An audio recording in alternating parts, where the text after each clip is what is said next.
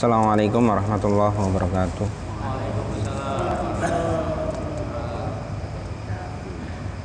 Alhamdulillah kita sudah selesaikan sholat isya berjamaah.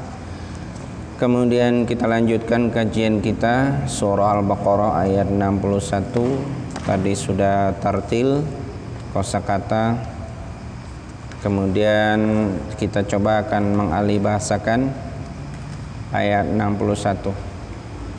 Dan ketika kalian berkata, wahai Musa, kami tidak akan sabar dengan satu jenis makanan saja. Berdoalah untuk kami kepada Rabb-Mu agar Ia bisa mengeluarkan untuk kami segala apa yang ditumbuhkan oleh bumi dari sayur mayurnya, dari ketimunnya, bawang putih, kacang adas, serta bawang merahnya. Kemudian Musa berkata, apakah kamu akan mengganti sesuatu yang lebih baik itu dengan sesuatu yang lebih rendah? Turunlah kamu, turunlah kalian ke kota, maka sesungguhnya kalian akan mendapatkan apa yang kalian cari. Kemudian mereka ditimpakan kehinaan dan kenistaan, serta mereka kembali mendapatkan kemurkaan dari Allah Subhanahu wa ta'ala. Demikian itulah disebabkan karena mereka kufur terhadap ayat-ayat Allah, dan mereka telah membunuh para nabi dengan cara yang tidak benar. Demikian itulah karena mereka bermaksiat, serta mereka melampaui batas. Baik, langsung kita bahas ayat ini.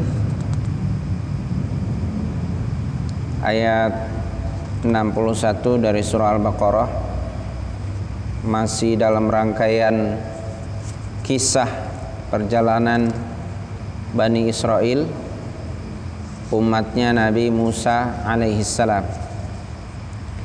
Di sini diceritakan Bani Israel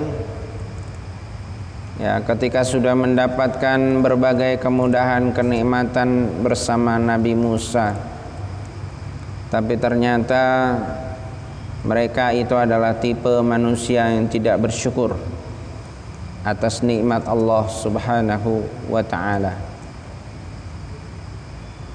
Ternyata mereka masih mengeluh dengan jenis makanan yang mereka dapatkan. Malah mereka mencari sesuatu yang tidak ada. Bahkan yang mereka cari itu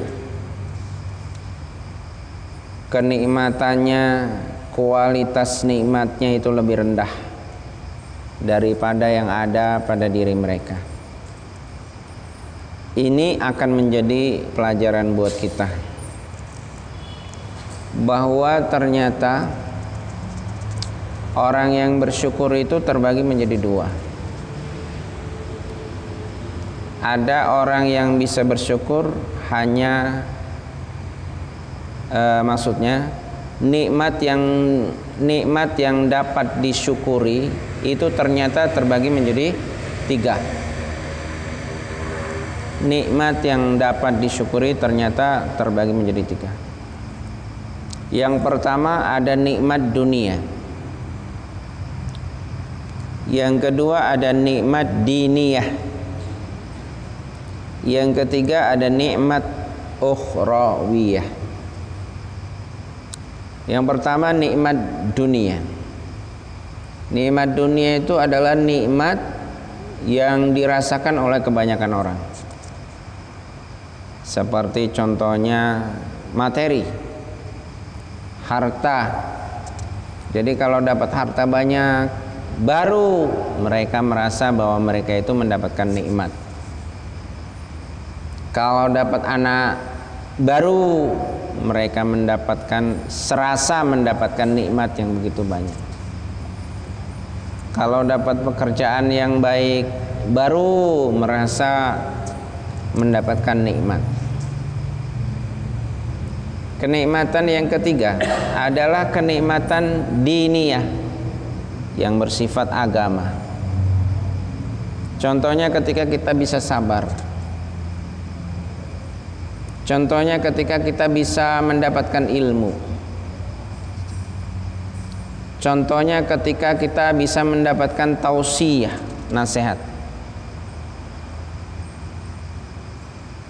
Tapi ini jarang orang yang memahami ini adalah sebuah nikmat. Padahal ini adalah kenikmatan yang jauh lebih hebat dibanding kenikmatan jenis yang pertama. Ini kenikmatan yang jauh lebih hebat daripada kenikmatan yang jenis pertama. Kemudian kenikmatan yang di atas ini adalah kenikmatan ukhrawiyah, di mana Allah Subhanahu wa taala menjanjikan pahala, di mana Allah Subhanahu wa taala menjanjikan kehidupan yang lebih abadi, di mana Allah Subhanahu wa taala menjanjikan kenikmatan yang tidak pernah habis-habisnya, kehidupan penuh kenikmatan dan tidak terbatas. Itulah kenikmatan akhirat. Sekarang pertanyaannya, kita tipe orang yang mensyukuri nikmat semacam apa? Kalau kita hanya bisa bersyukur terhadap nikmat yang jenis yang pertama, berarti kita kategori manusia pada umumnya. Manusia pada umumnya itu disebut dengan manusia awam. Orang yang hanya bisa menikmati kenikmatan jenis yang pertama. Ini orang yang bersyukur itu terbagi menjadi dua. Tadi jenis nikmat, yang kedua ini adalah orang yang bersyukur terbagi menjadi dua. Yang pertama, orang yang bersyukur hanya pada kenikmatan saja. Orang yang bersyukur pada kenikmatan saja.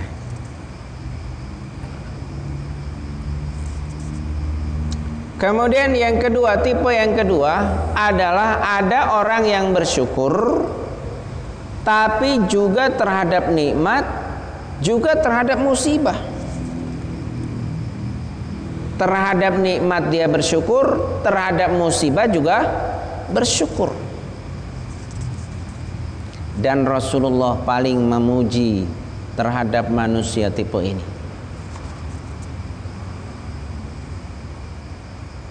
Kenapa terhadap musibah dia bersyukur? Karena dengan musibah itu Allah sedang mengarahkan kita kepada yang namanya kesabaran.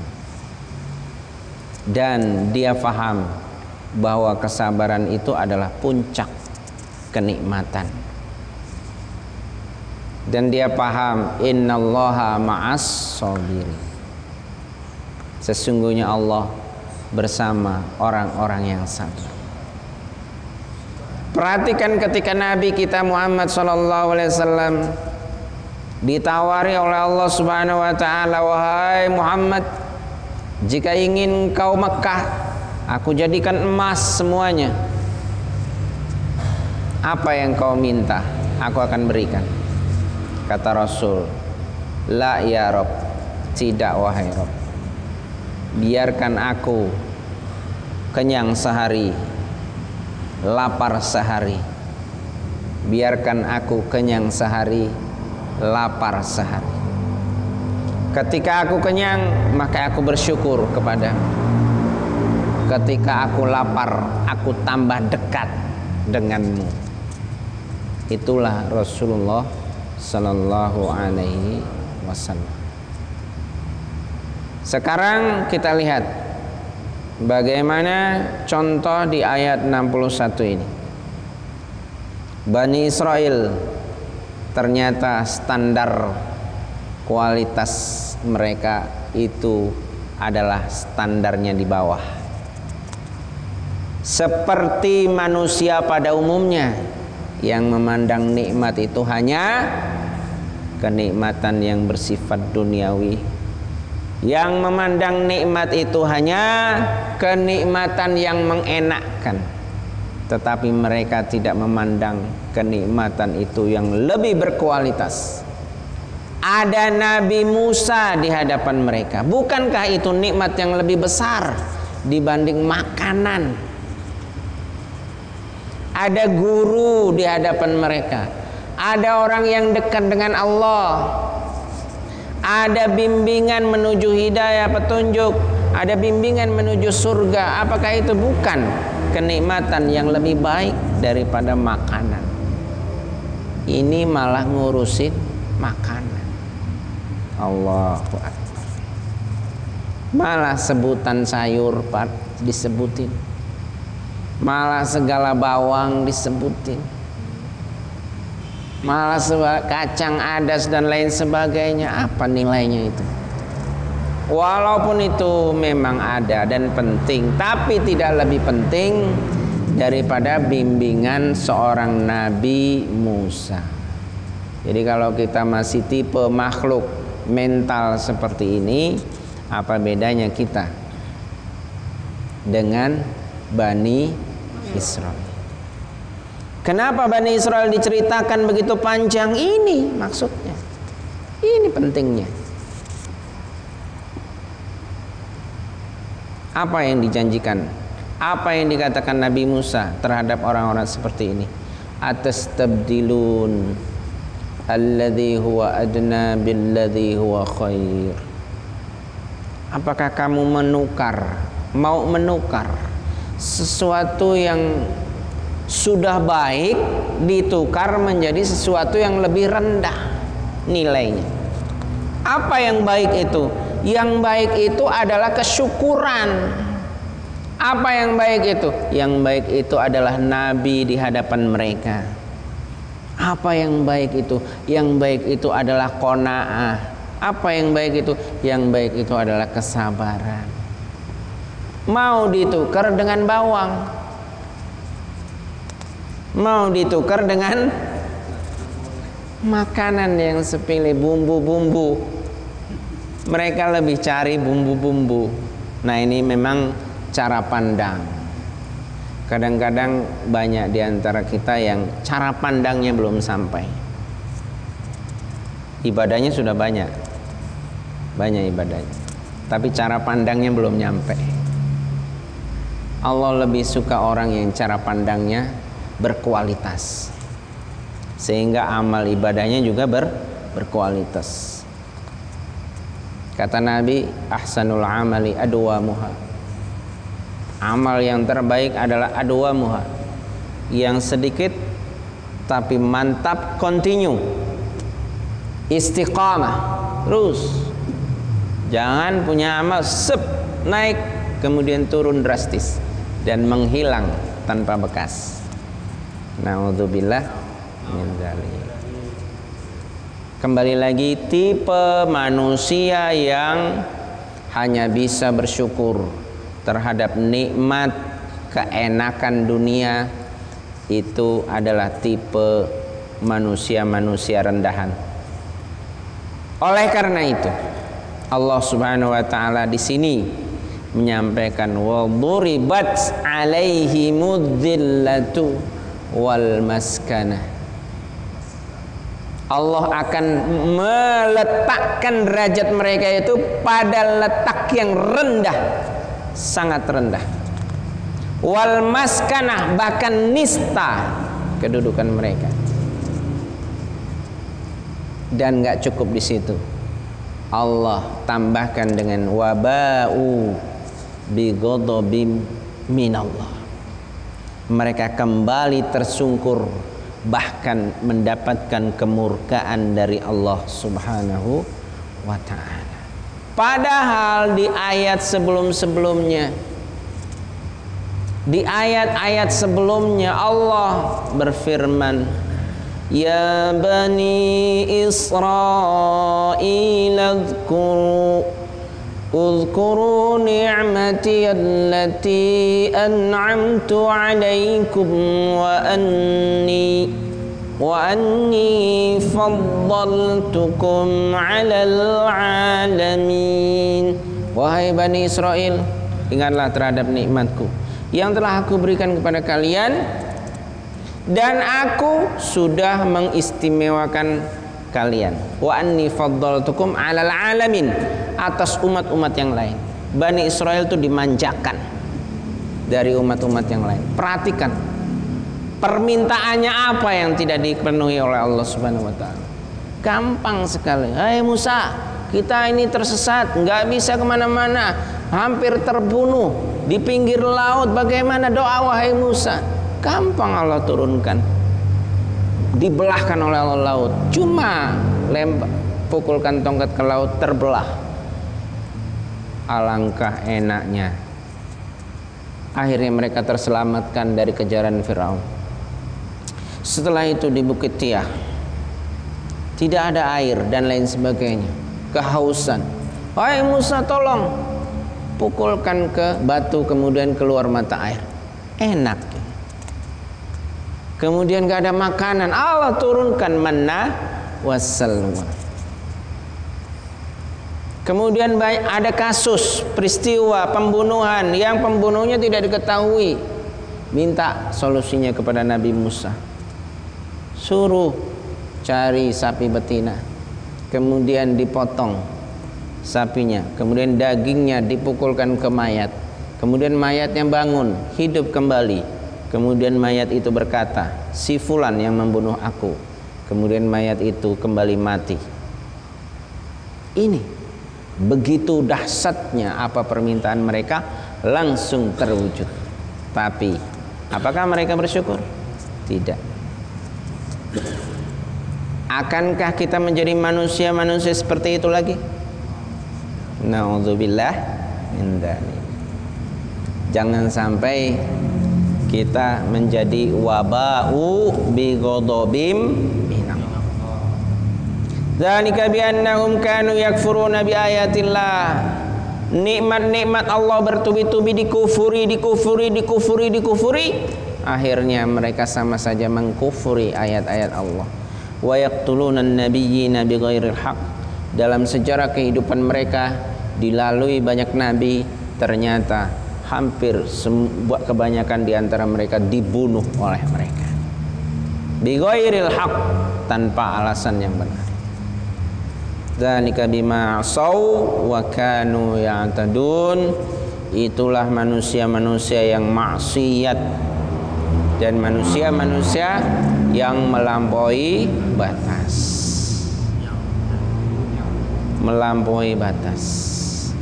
Kembali kepada diri kita, umatnya Nabi Muhammad sallallahu alaihi wasallam. Kisah ini yang mengisahkan adalah Sang Khalik, Allah Subhanahu wa taala. Tak ada wartawan yang bisa mengkisahkan kisah ini sedetil ini. Yang hanya mengkisahkan ini adalah Allah Subhanahu wa ta'ala, sang pemilik alam raya ini.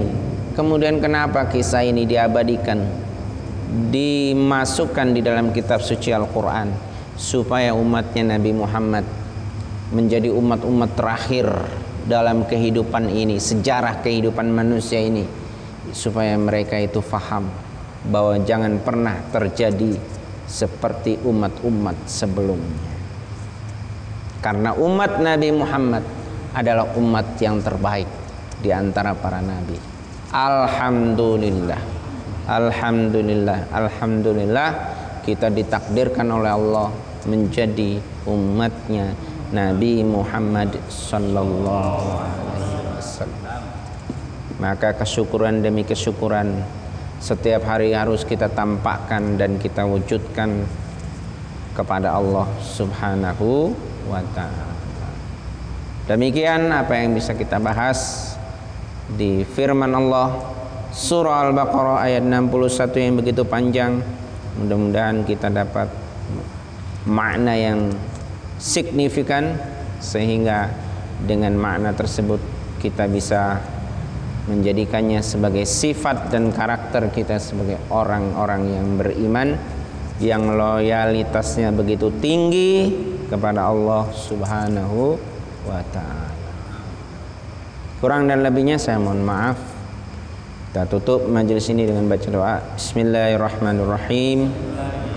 Subhanakallahumma wa bihamdika asyhadu an la ilaha illa anta